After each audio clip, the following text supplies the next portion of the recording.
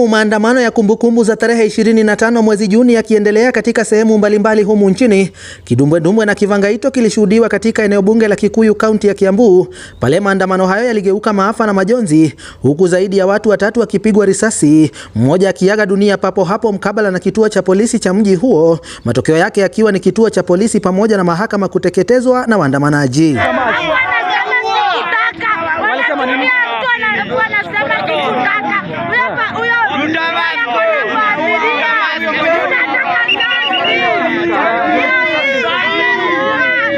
Kwa mujibu wa wakazi wa eneo hili na ambao walikuwa na hasira za mkizi, maandamano hayo yalichukua mkondo mpya pale maafisa wa polisi walipotumia risasi kuwatawanya waandamanaji, watu kadhaa wakizidi kuuguza majeraha ya risasi, huku hasara ya kima kisichobainika hadi kufikia sasa ikikadiriwa baada ya ofisi mbalimbali za serikali pamoja na kituo cha polisi kuteketezwa. This is an obscene scene, mpenzi mtazamaji, and the international community should know that Kikuyu is not safe. This is the exact position where they shot dead one protester who was actually peaceful and coming from job. Isitoshe, waandamanaji hao walifululiza hadi nyumbani mwa mbunge wa Kikuyu Kimani Ichung'wah, ambapo makabiliano makali yalishuhudiwa baina ya polisi na waandamanaji, huku polisi pia wakitumia risasi pamoja na vitoza machozi kuwatawanya.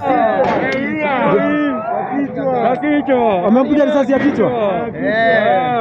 Hiyo ndio kazi mnafanywa, malipo mfanye.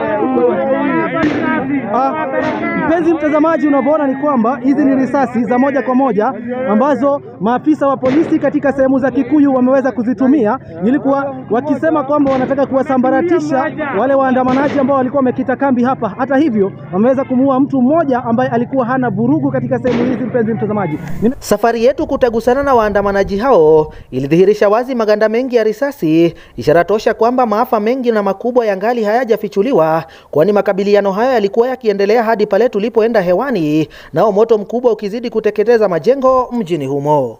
Sudi Sheikh, Mungai Kagoya, Faragha TV, mjini Kikuyu.